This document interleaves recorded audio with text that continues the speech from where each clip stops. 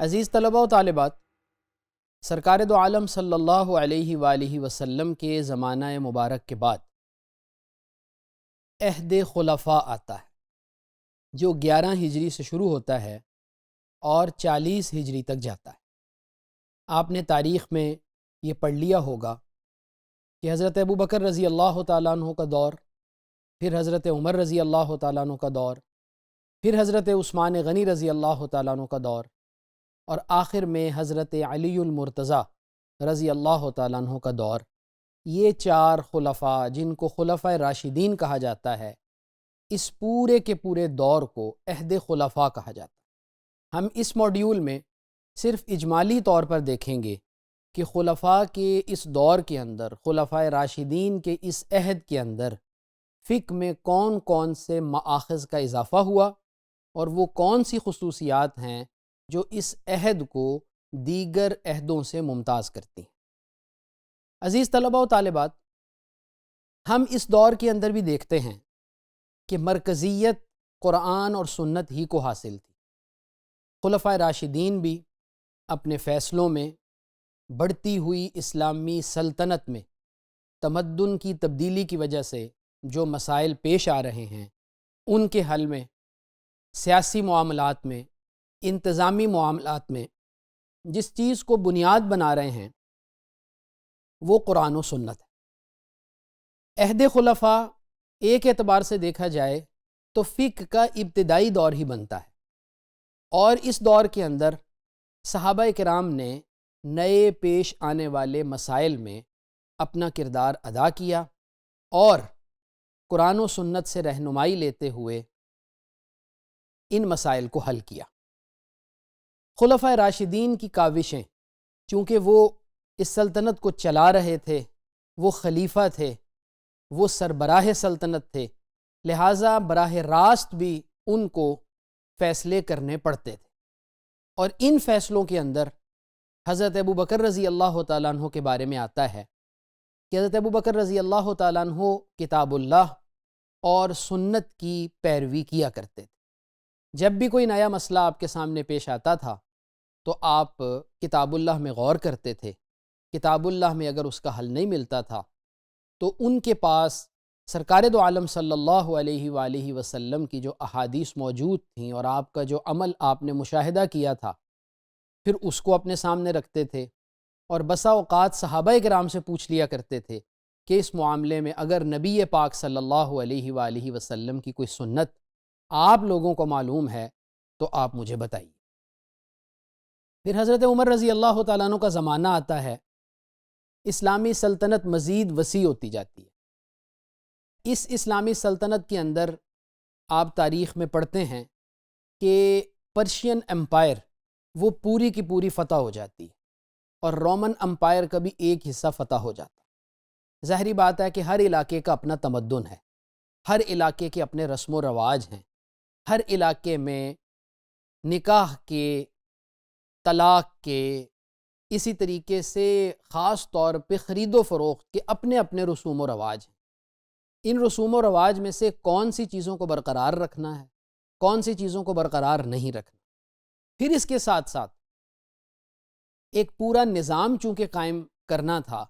تو اس میں بہت سے ایسے مسائل ہیں کہ جہاں حضرت عمر رضی اللہ تعالیٰ عنہ نے اجتہاد کیا اور قیاس کیا۔ قرآن کی کسی نص کے اوپر نبی پاک صلی اللہ علیہ وآلہ وسلم کی کسی سنت کو سامنے رکھتے ہوئے آپ نے قیاس کیا، یا پھر آپ نے مصلحت کو بنیاد بنایا۔ آئندہ موڈیولز میں ہم تفصیل سے دیکھ لیں۔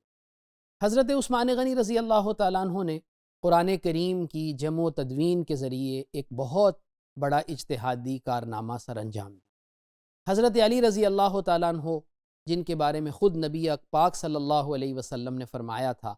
کہ میرے صحابہ میں سب سے اچھے فیصلے کرنے والے علی ہیں، آپ نے اپنے عدالتی فیصلوں میں فقہی اصولوں کی وضاحت کی جو بعد ازاں فقہ میں ایک بنیاد کی حیثیت سے موجود رہے۔ اور پھر ہم یہ بھی دیکھتے ہیں عزیز طلباء و طالبات کہ اس دور کے اندر اجماع بھی ایک مستقل دلیل کے طور پر ہمارے سامنے آتا ہے۔ ظاہری بات ہے کہ قرآن و سنت میں نصوص محدود ہیں، اور مسائل تو ختم ہی نہیں ہوں گے، وہ تو پیش آتے چلے جائیں گے، اور صحابہ کرام ان مسائل کو دیکھ رہے تھے، صحابہ کرام صحابہ کرام کو وہ مسائل پیش آ رہے تھے، تو وہاں بہت سے مسائل ایسے بھی آئے جن میں صحابہ کرام رضوان اللہ علیہم اجمعین نے پھر اجماع کیا۔ ایک صحابی نے کوئی بات کہی، باقی صحابی اس بات کے اوپر متفق ہو گئے، یا تمام صحابہ جو ہیں انہوں نے مشورہ کیا اور مشورہ کرنے کے بعد سب ایک رائے پر متفق ہو گئے، تو وہ اجماع صحابہ ایک دلیل کے طور پر اس دور میں ہمارے سامنے آتا ہے۔ پھر عزیز طلباء و طالبات، ہم یہ بھی دیکھتے ہیں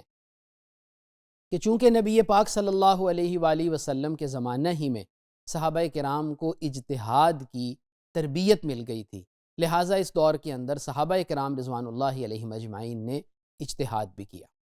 پھر یہی وہ دور ہے جس میں فقہی مدارس یعنی سکولز آف جورسپروڈنس جو ہیں ان کے بھی کچھ خد و خال واضح ہونا شروع ہو گئے۔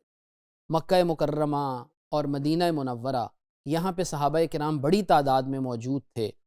تو صحابہ کرام رضوان اللہ علیہم اجمعین اپنے شاگردوں کو حدیث پڑھا رہے تھے، اور حدیث کو بنیاد بنا کر اجتہاد کرنے کا جو ایک رجحان ہے یہ ہمیں ان علاقوں میں نظر آتا ہے۔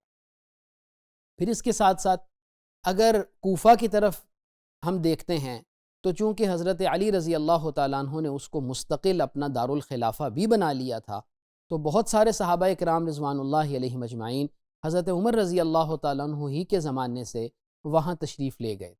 اور وہاں جانے والے صحابہ کرام رضوان اللہ علیہم اجمعین کے جو شاگرد وہاں ان سے پڑھتے رہے، تو وہاں کیونکہ مسائل بھی بہت زیادہ پیش آتے تھے، تو رائے کا استعمال، اجتہاد کا استعمال ہمیں وہاں نسبتاً زیادہ نظر آتا ہے مسائل کے اندر۔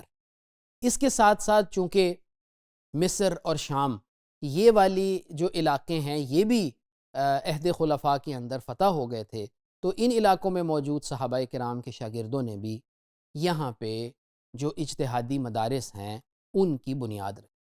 اگر ہم فقہ کی خصوصیات عہد خلفاء میں دیکھیں تو ہمیں 4 چیزیں نظر آتی ہیں۔ پہلی چیز یہ کہ سادگی ہے اور عملی پہلو غالب ہے، مسائل جو ابھی تک پیش نہیں آئے ان پر کچھ غور و خوض کرنے کا ہمیں وہاں رواج نہیں ملتا۔ قرآن و سنت سے براہ راست استنباط ہو رہا ہے، اجتماعی جو مشاورت ہے اس کی ایک روایت وہاں قائم ہو رہی ہے،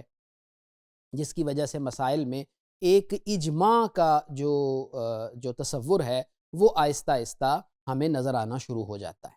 اور نئے مسائل کے حل میں ہمیں اجتہاد کی آزادی بھی وہاں نظر آتی ہے۔ تو عزیز طلباء و طالبات، اس موڈیول میں ہم نے جو کچھ پڑھا اس کا خلاصہ یہ ہے کہ ہم اگر عہد خلفاء کو دیکھتے ہیں اور اس میں ہم فقہ اسلامی کی کچھ خصوصیات کو تلاش کرنے کی کوشش کرتے ہیں اور اس کا ایک اجمالی تعارف دیکھتے ہیں، تو ہمیں یہ نظر آتا ہے کہ قرآن و سنت سے براہ راست استنباط ہو رہا ہے، اور صحابہ کرام اجتہاد بھی کر رہے ہیں۔ صحابہ کرام کا اتفاق ہو جاتا تھا تو وہ اجماع بن جاتا تھا، اور صحابہ کرام جہاں جہاں گئے ہیں وہاں ان کے شاگردوں نے ان سے پڑھا، اور پھر فقہی مدارس جو ہیں وہ آہستہ آہستہ قائم ہونا شروع ہو۔